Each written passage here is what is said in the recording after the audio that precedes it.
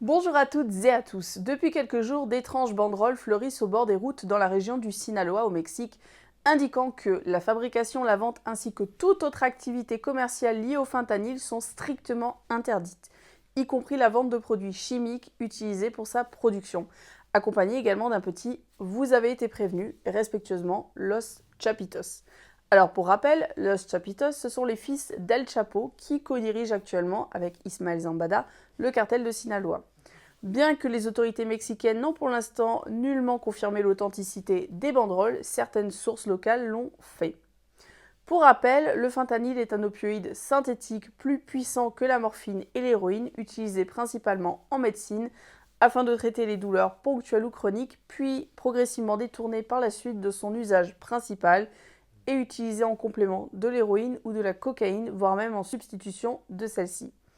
Il a également été un des composants du cocktail létal administré à certains condamnés à mort aux États-Unis, mais la difficulté d'approvisionnement a rapidement convaincu les autorités de le remplacer lors des exécutions.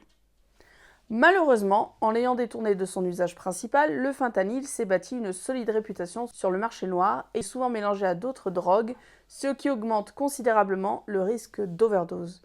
Une surdose de fentanyl peut entraîner une détresse respiratoire, privant ainsi le corps de l'oxygène dont il a besoin et menant ainsi à la mort.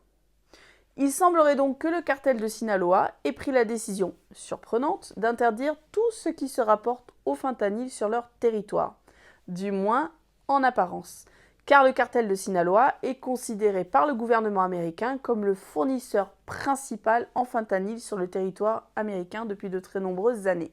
Depuis quelques semaines, la DEA américaine a renforcé la pression exercée sur le cartel et les trafiquants suite à l'augmentation des victimes dues au fentanyl. En effet, en 2022, 75 000 personnes sont décédées des suites d'overdoses d'opioïdes synthétiques, dont le fentanyl. Cette immense campagne a-t-elle pour but de détourner l'attention et de blâmer d'autres groupes ? Une chose est certaine, le fentanyl représente pour le cartel de Sinaloa une source de revenus beaucoup trop importante pour être abandonnée aussi subitement. Sans oublier qu'y renoncer serait offrir au cartel de Jalisco une chance d'écraser le cartel de Sinaloa, du moins économiquement parlant. Voilà, j'espère que cette petite vidéo vous aura plu, merci à vous et à bientôt!